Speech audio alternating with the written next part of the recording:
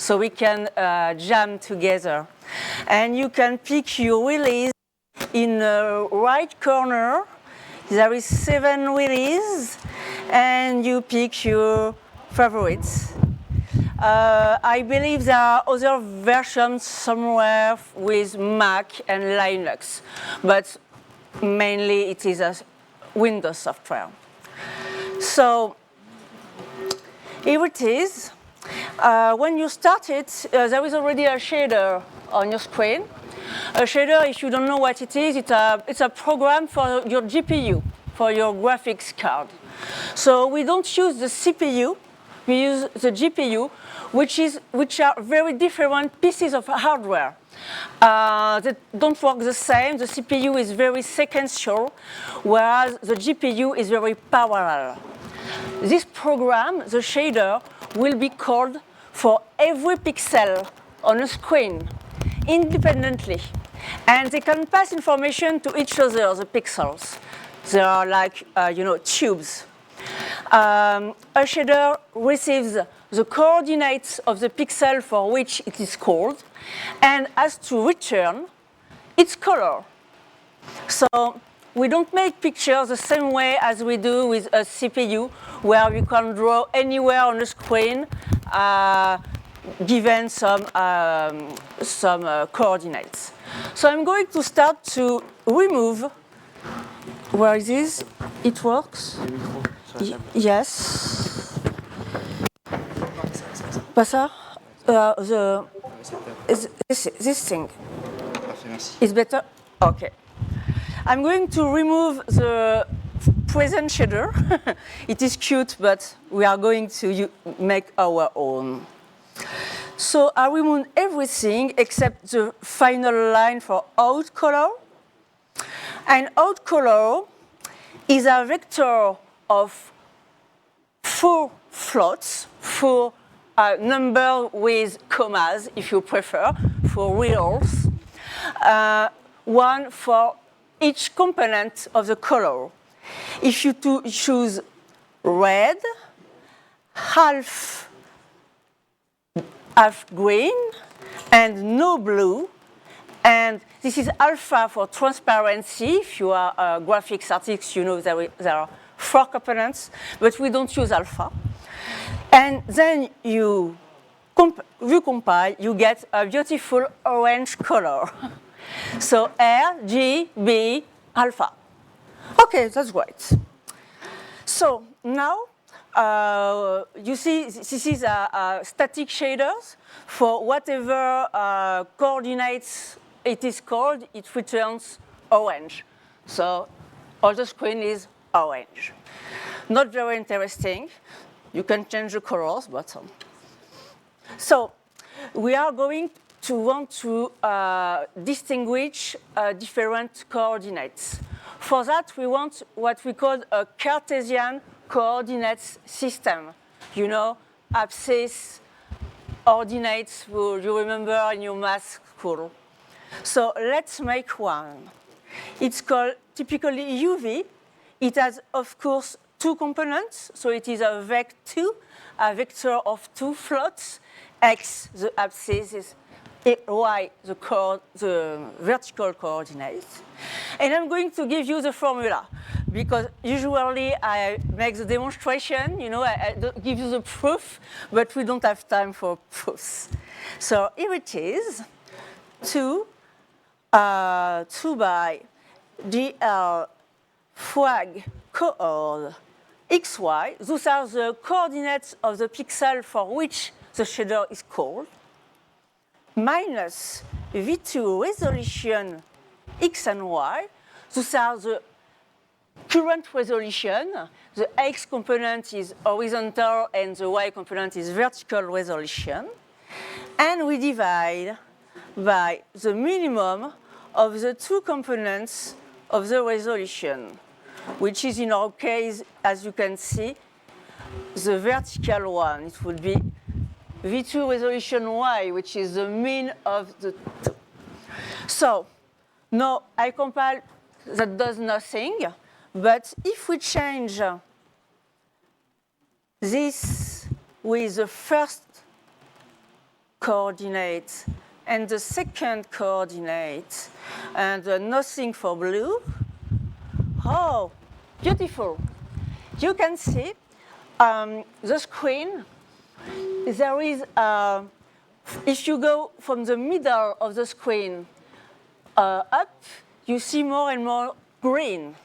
This is the vertical coordinate. It is in a green position on the screen, you see? Green position. If the horizontal coordinates, of course, goes from the middle towards the right, so it is red. And if you mix both, of course, you get yellow.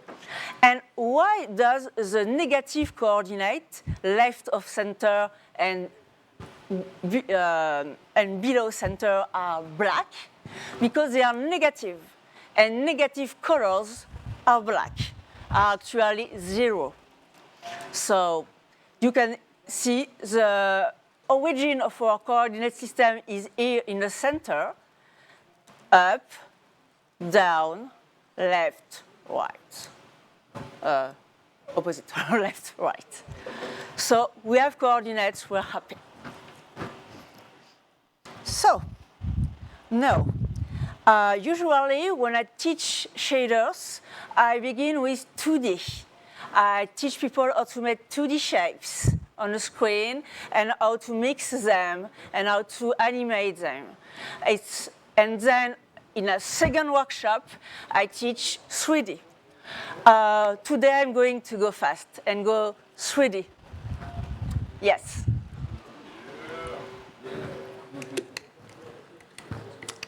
So, how do we make shapes in shaders? We use what is called sign distance functions. Those are mathematical functions which define a shape on a plane in 2D and in space in 3D. The shape may be simple. We will begin with a sphere, which is the simplest shape, but we will see later how to make more involved, complicated shapes. Each shape has its own SDF, sign distance function. If we give the sign distance function a point in space, it will return the distance from this point to the closest point on the surface of the shape. So if the point is on the shape, it will return 0 because the closest point is right here. But if it is at some distance outside of the shape, it will return some distance to the shape. And if it is inside the shape, it will return the distance to the closest point, but with a minus sign in a front. So this is a negative distance to say that we are inside the shape. This is a SDF. So now how to draw with SDFs in 3D. In 2D it's easier, but we are going to go right to 3D. Here is a little drawing I found on the internet.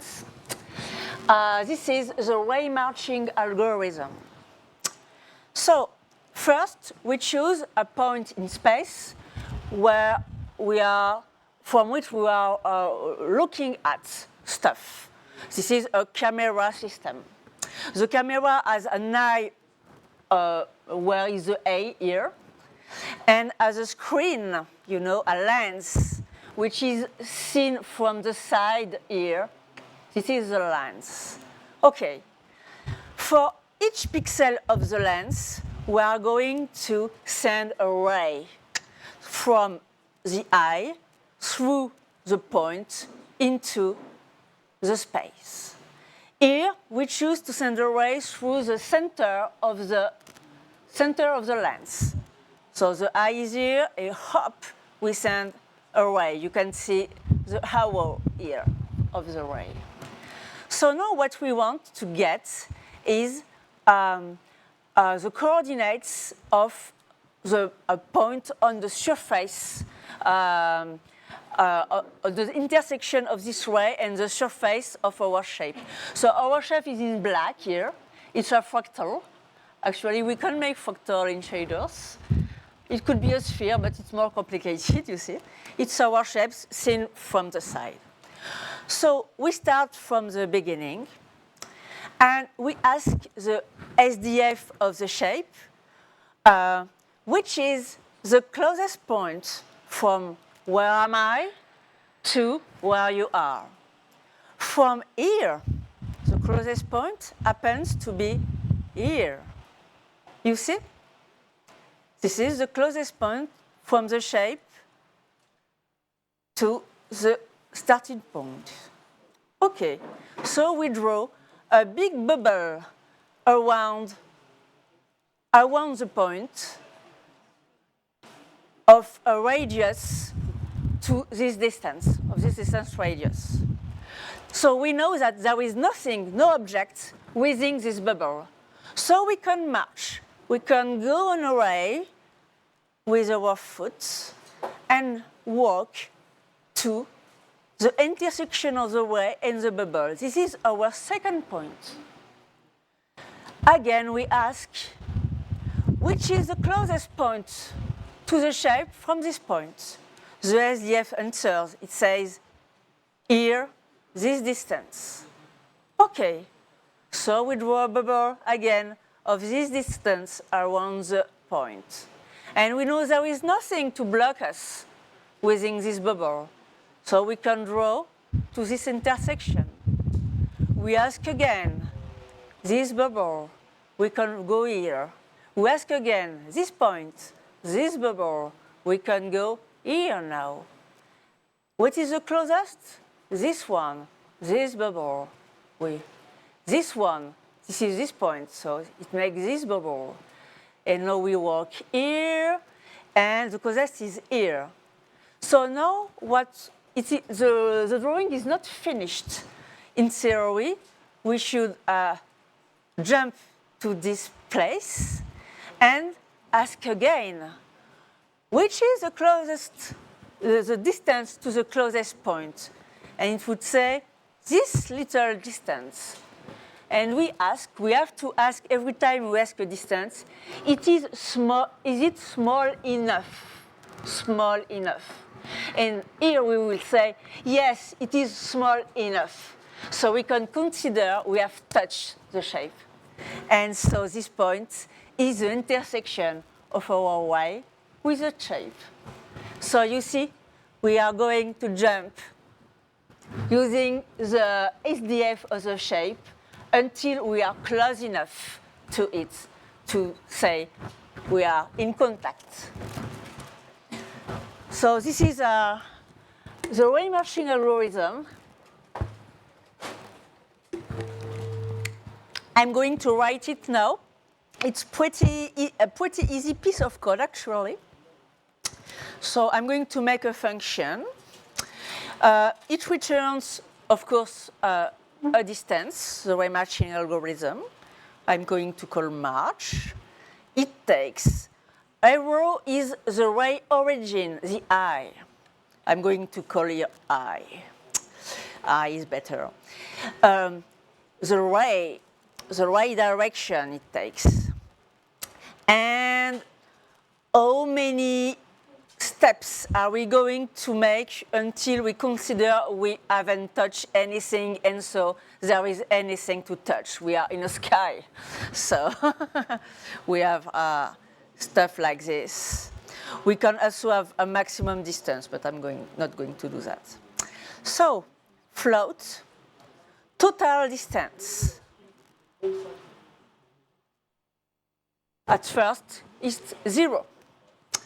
And we are going to make a loop from A to N, E going from 0 to N.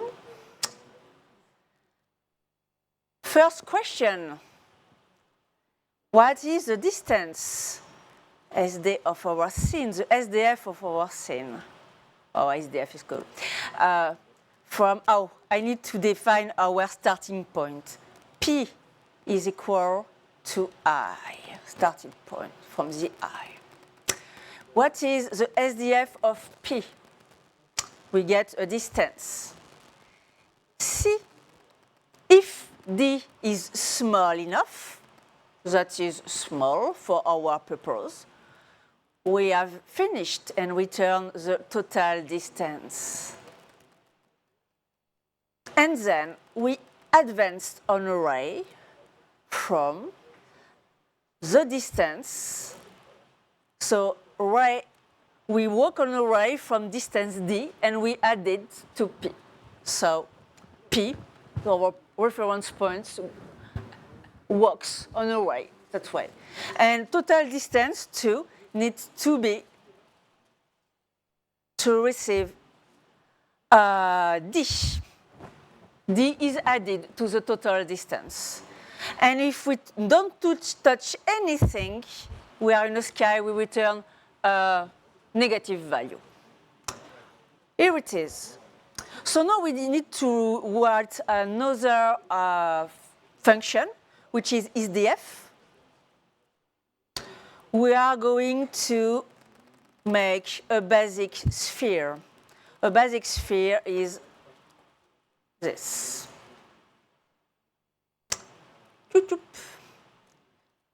And now we can use it. An eye first. We are going to place our eye in the middle of the screen, but in the back, where we are actually. So 0x, 0y. What did I do? Oh no, sorry. And minus 3, for example. And the ray direction, this is, we are going to simply make a very basic camera. So it's not very interesting. We can learn later to make complex cameras that can move and have targets and all. But this is a basic camera. So now we can march. We are going to use 128 steps, but you can use whatever steps you want. And if this distance is positive, so we aren't in the sky, we are going, we have to create a color first. So a color, vector, a color, this is all black. Okay. And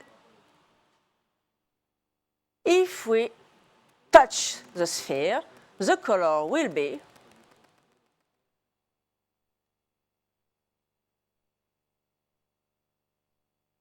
this. And we return color. Oh, I said arrow somewhere. Arrow somewhere. Where did I use arrow? 50, yes, I use my usual abbreviations. So here it is. This is a sphere. It is 3D.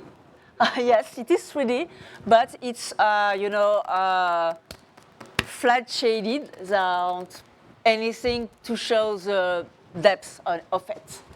But it is a sphere, an orange sphere. Simple. Cool.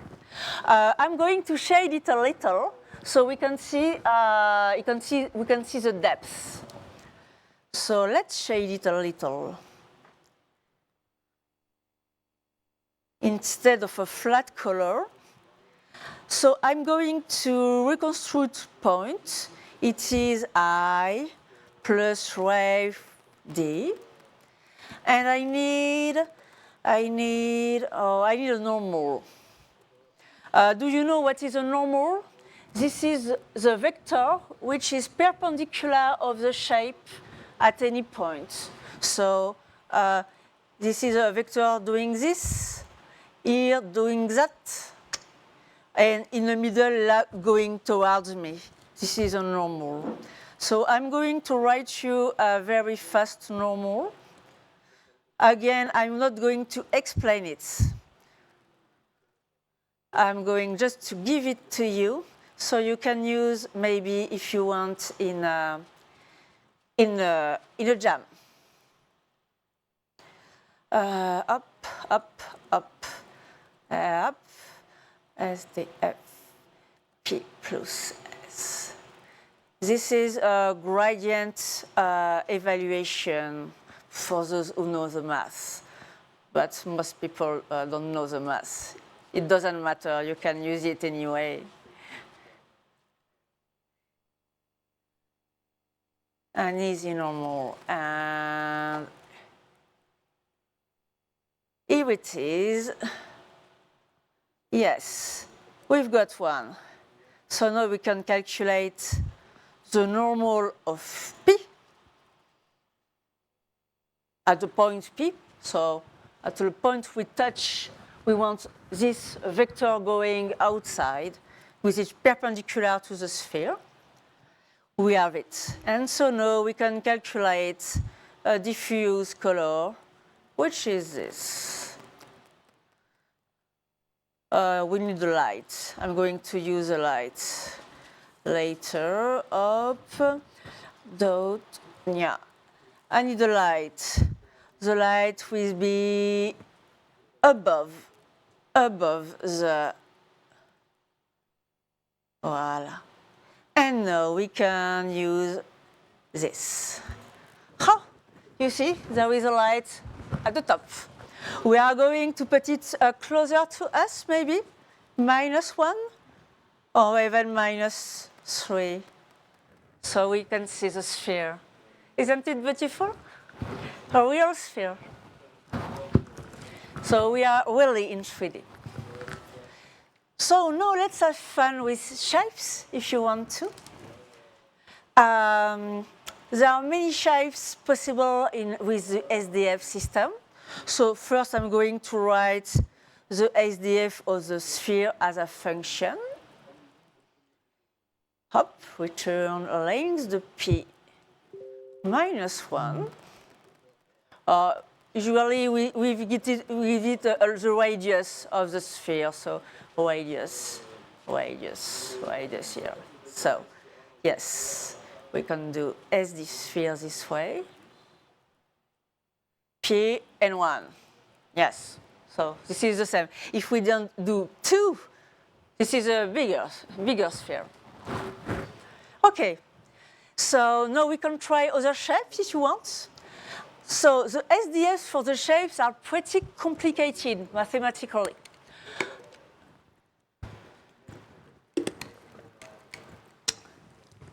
But we've got Inigo Quilez.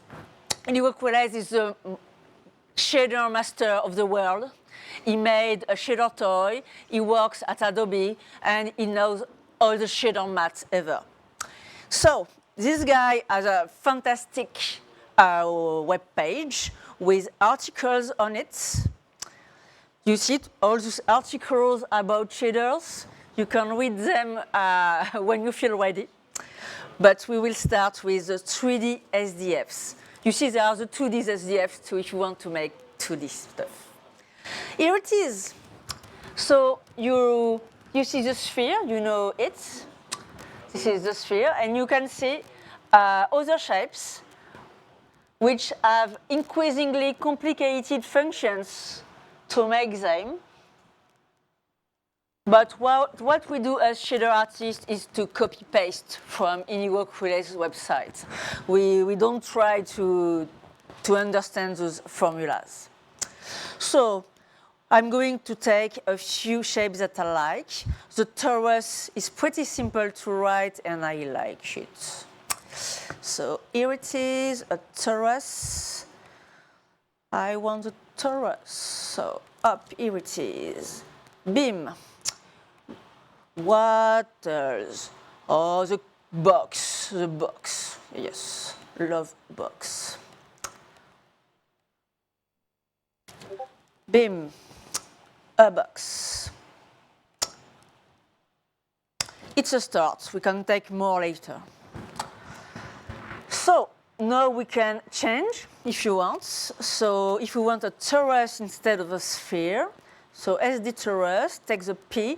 It takes as an argument, as you see, a vec2 with 2 arguments. You can imagine what they are. So this torus is horizontal so we don't see it well. So I'm going to show you rotations. How to make a rotation? We use a matrix. A matrix. A matrix is a grid of 2 by 2 numbers, actually 2 vectors of 2 components, side by side vertically. So let's make a rotation, a 2D rotation. So it takes an angle. First, we calculate the cosine of the angle and the sine of the angle too. And then we return a fantastic matrix, rotation matrix made of those components. Beautiful. So now we can play with this rotation function. We want to turn this beautiful box. So instead of turning the torus, sorry, we turn the space. This is an important concept to translate, move stuff, and to rotate stuff.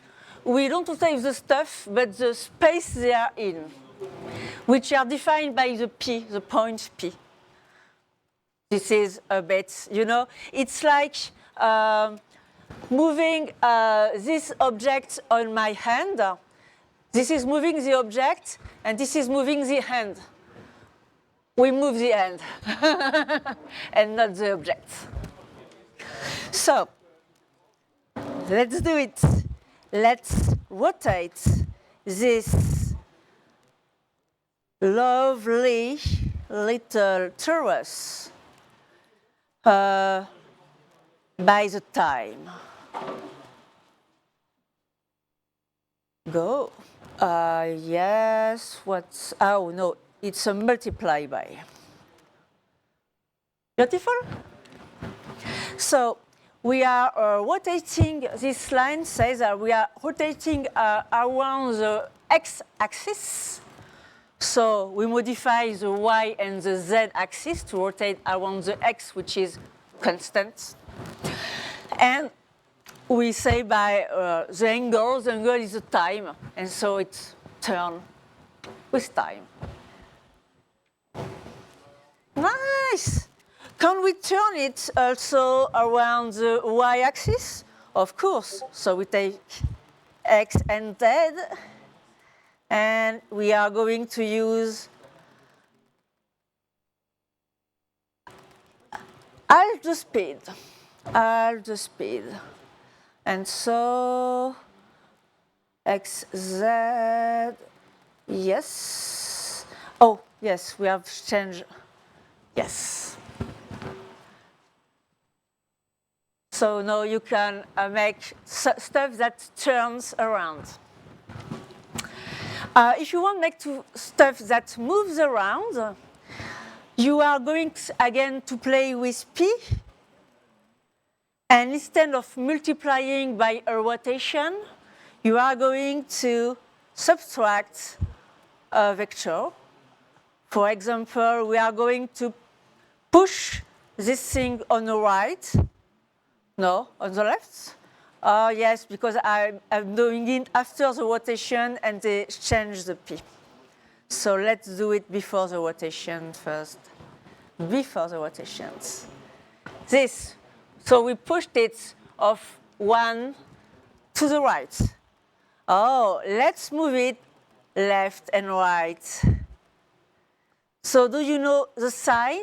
It's a circular trigonometric function that takes an angle, and as you turn around an angle from 0 from 2 pi, it goes from -1 to 1 through 0 around a circular arc.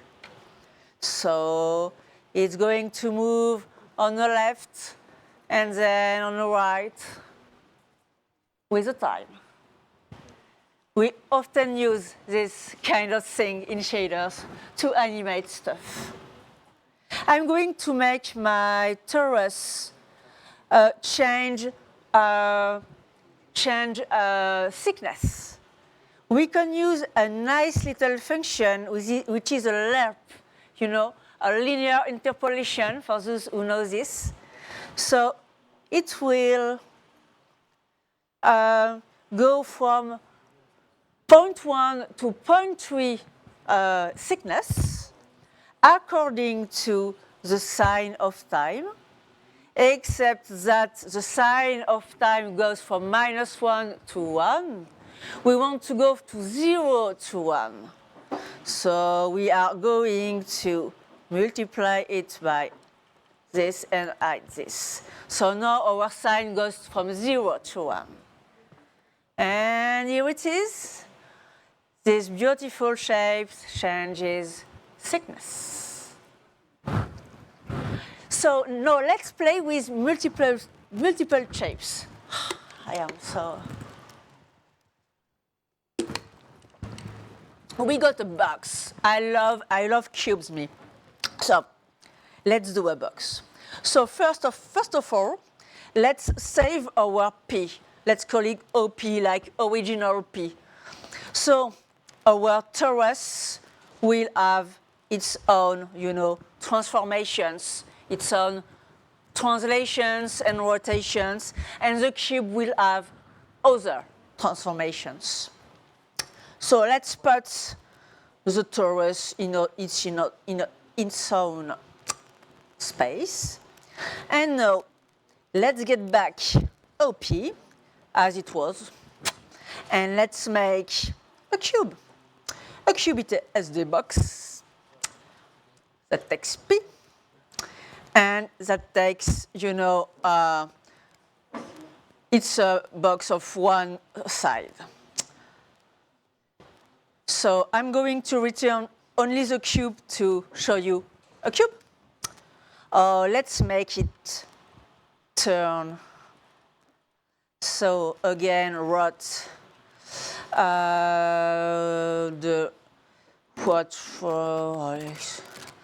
I change the speeds, so not everything turns the same way.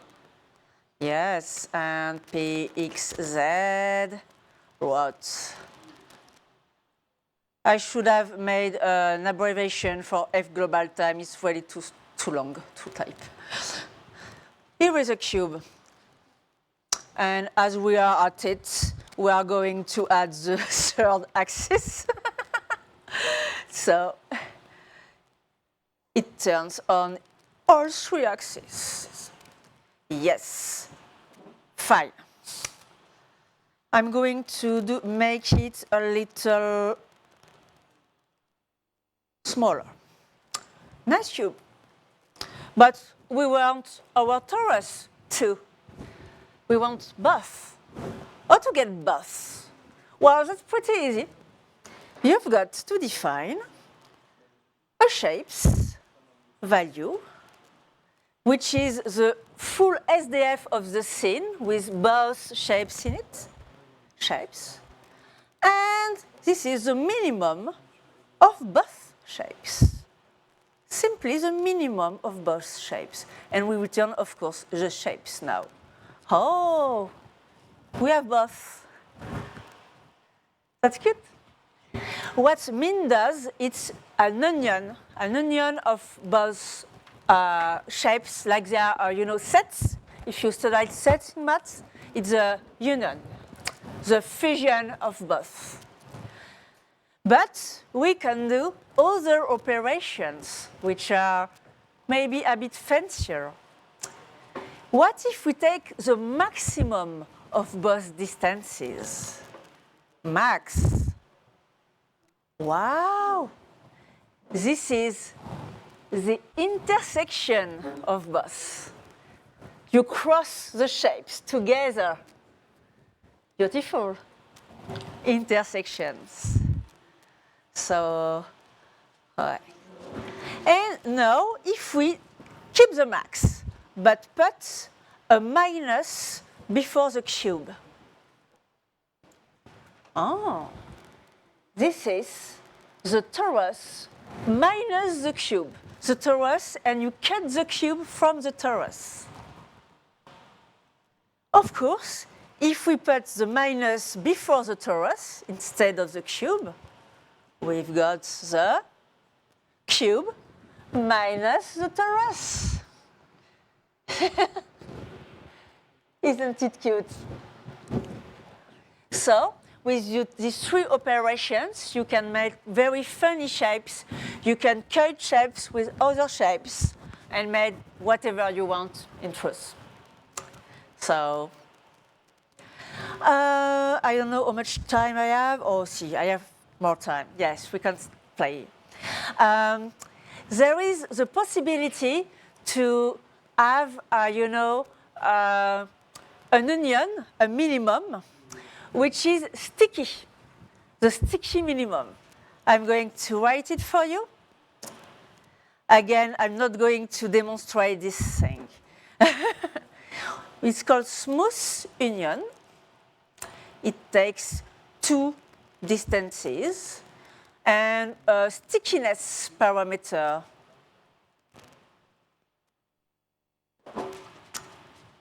And we are going to, it's a set of pose. Okay, clamp. 0, 1.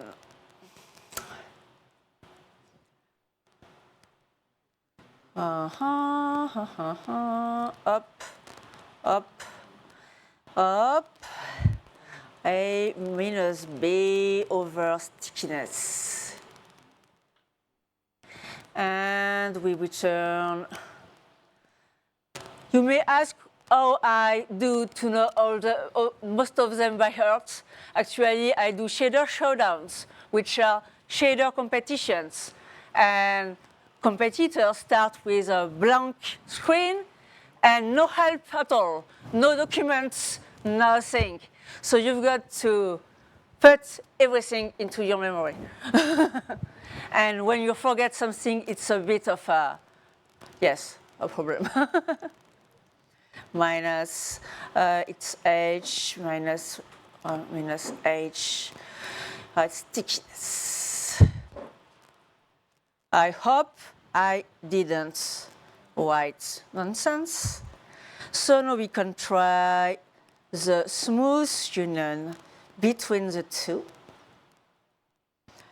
of, I don't know, this stickiness. Look at this. They stick together. Cool. You can increase the stickiness if you want to. Oh. This is what I use for my very first shader. So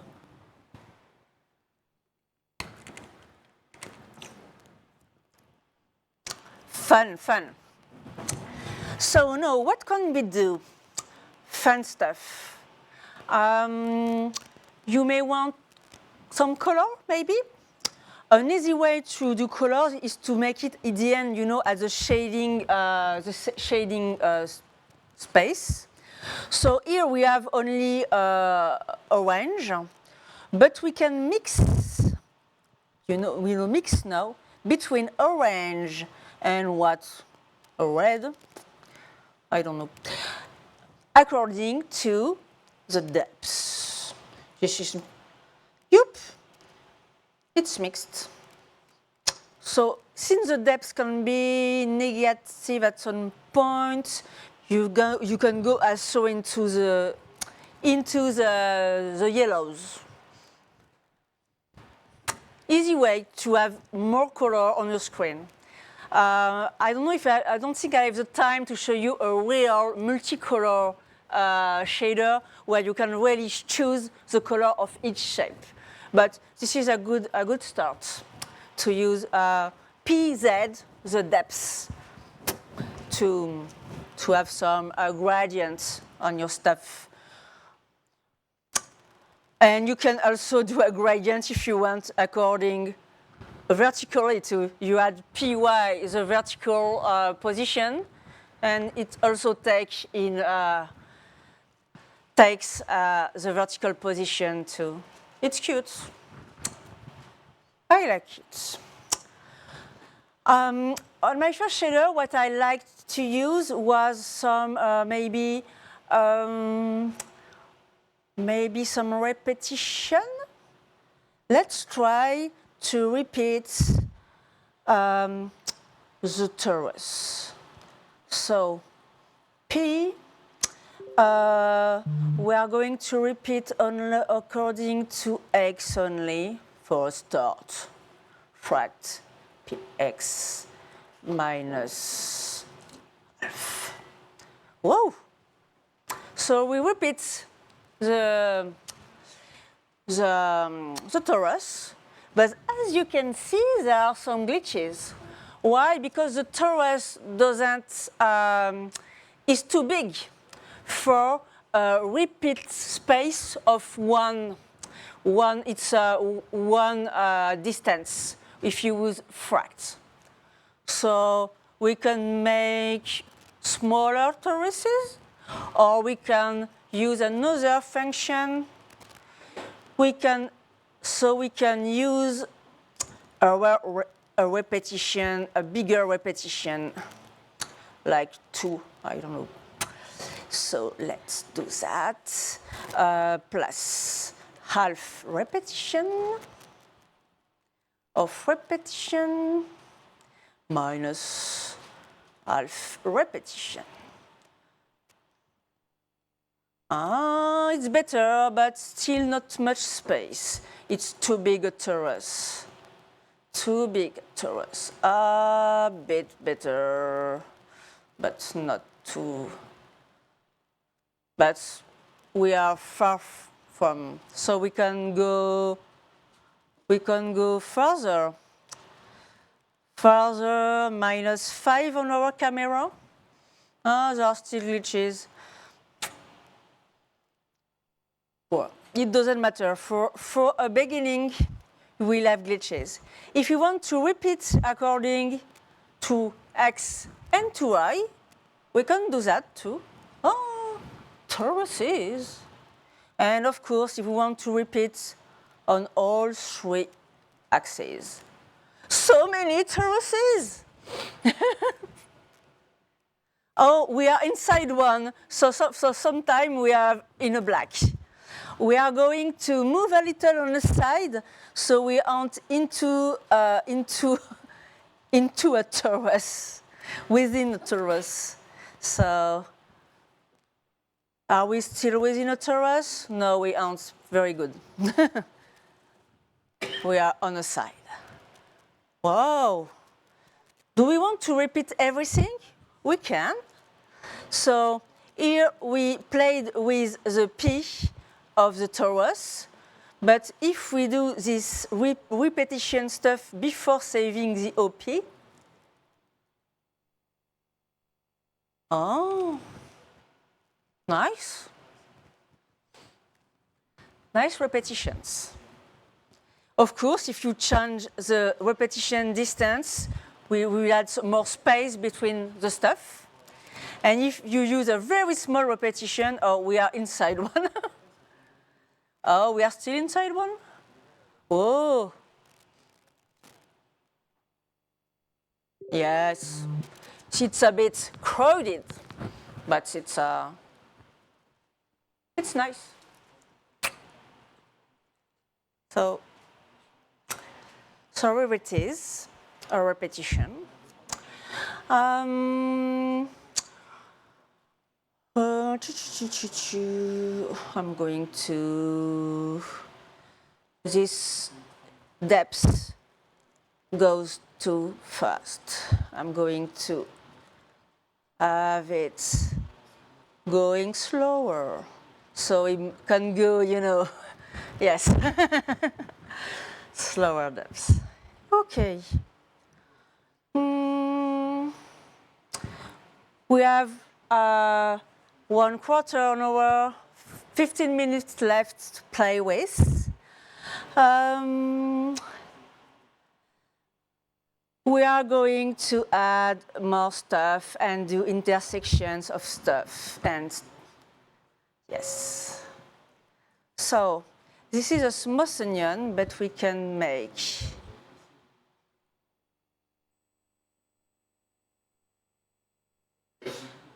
Whoa. This is it. We can have this. So if you can make a vex 3 with only one value, it repeats the value on all 3 slots. So it's nice. Yo. Up. Bigger objects.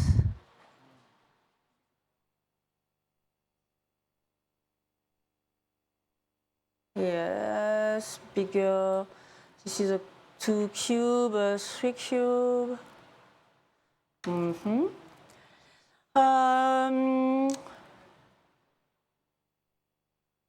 What can we do? Maybe add a little noise on our stuff.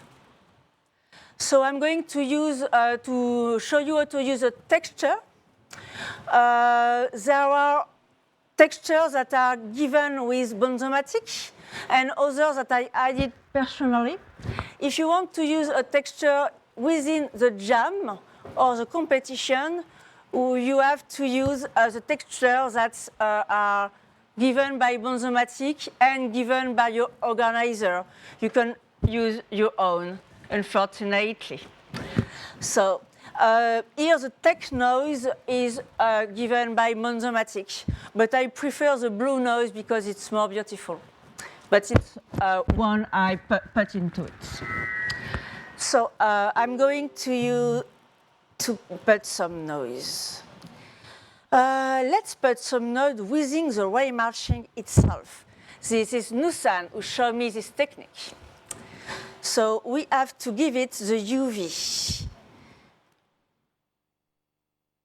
The UV. Okay. And now, within the march, we are going to define a disarray. Again, this is a mix. We like the lerp so much. We lerp everything.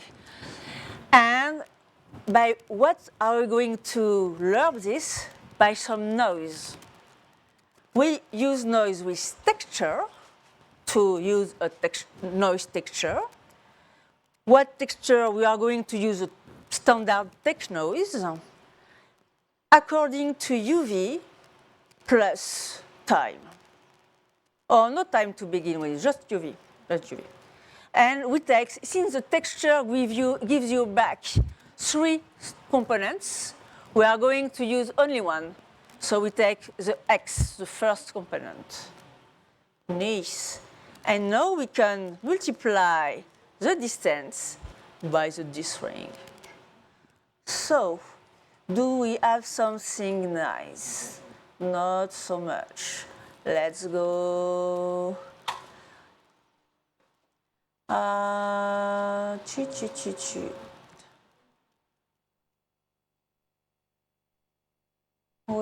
we too far? Are we too close? I don't know. I'm going to go lower, lower, lower. Nope.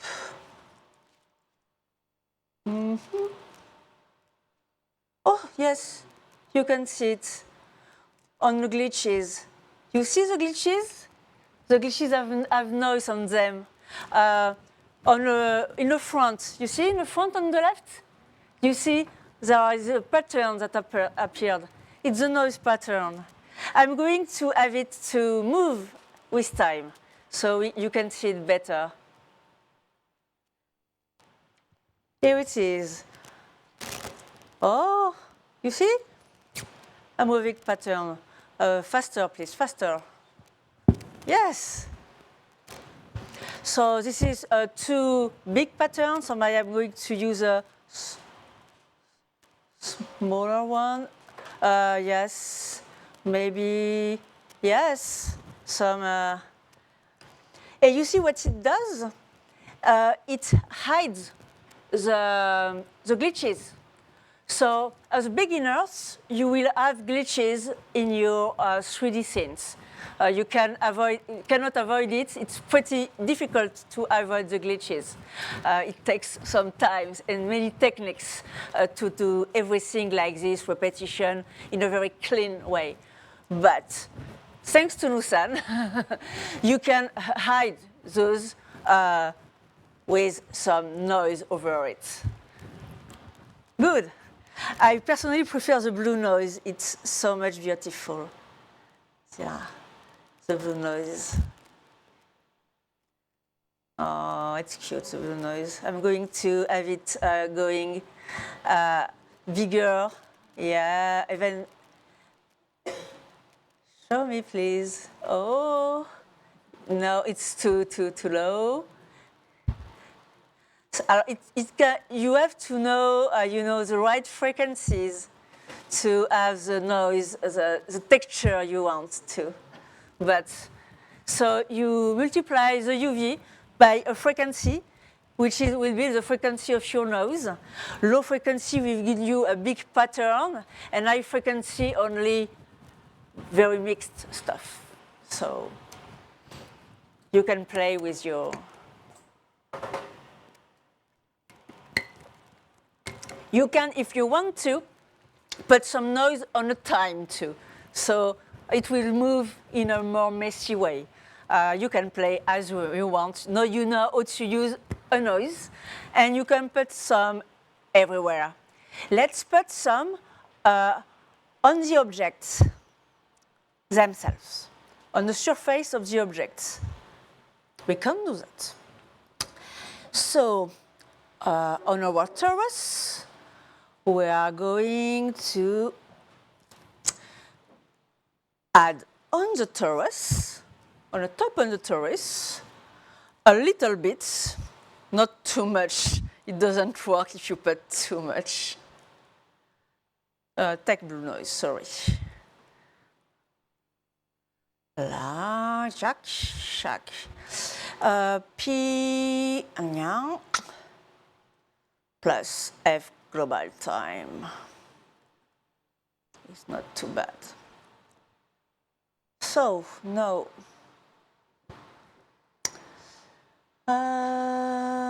it's not too much, not too much. Do I have a compiling problem? Nope. Nope. But I should have more texture.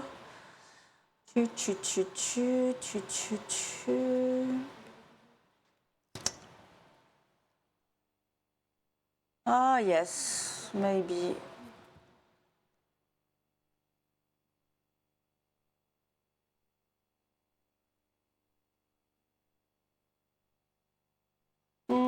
Doesn't work. It should work. I'm going to use a standard noise for a start. Maybe I'm not going to use a time.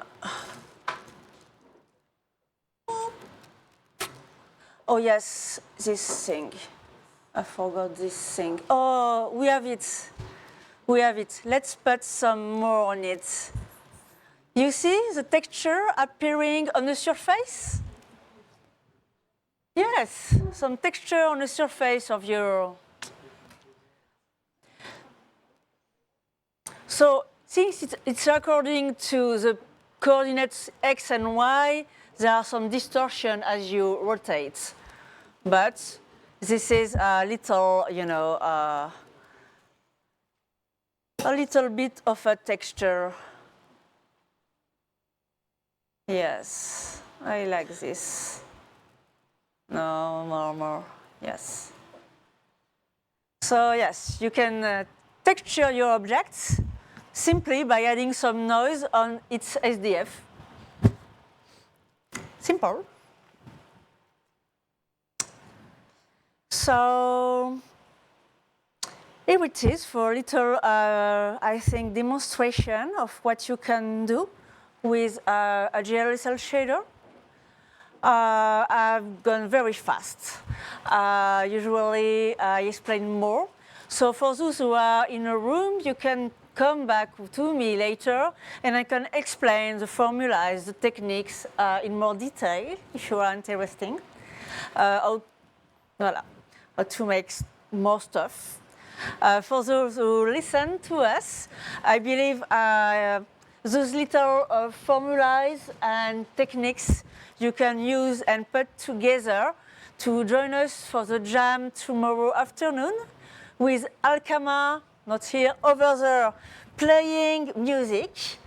We will explain online how to configure your Bonzomatic so you can receive Alkama music and maybe use, maybe I could show you, yes, I could show you how to animate this thing with music. Let's do it. We are going to use, we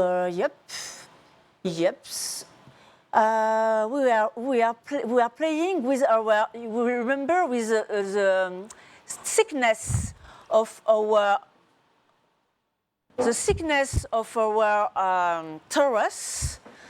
We are going back and forth, but we are going to use a sound texture.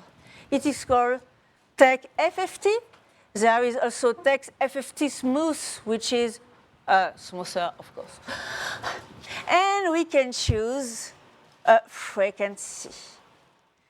0 for the bass, 1 for the treble, and half for the mediums, of course. I have to tell you, the trebles don't work well with Bonzomatic. It's not really working well. Totetmat is working on it.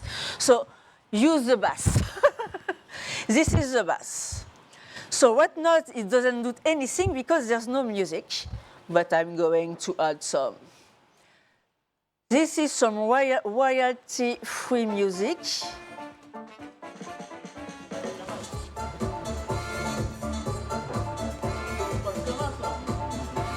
And hopefully, yes, it dances. Not much.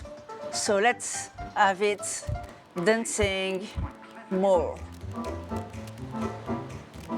You see, it trembles. So we are going to use a smooth version, which is nicer going. Not much bass. It can take some time to get the bass.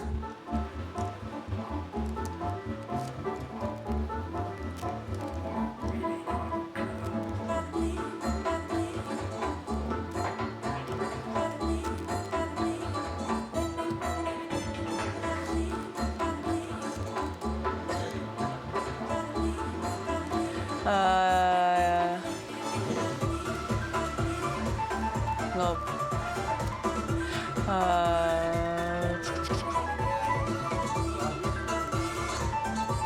Yes, we've got it.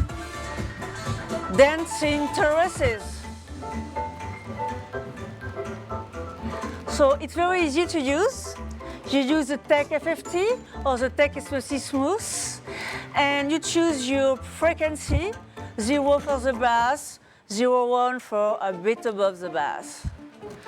So 0 is good.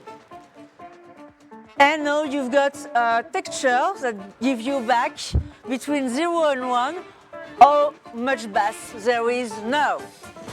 So you can multiply it to make it, amplify this if you want to. And put it into a mix, and you can make any parameter dance with the music. I hope it's clear. And you can try it out for the jam. Thank you, everyone.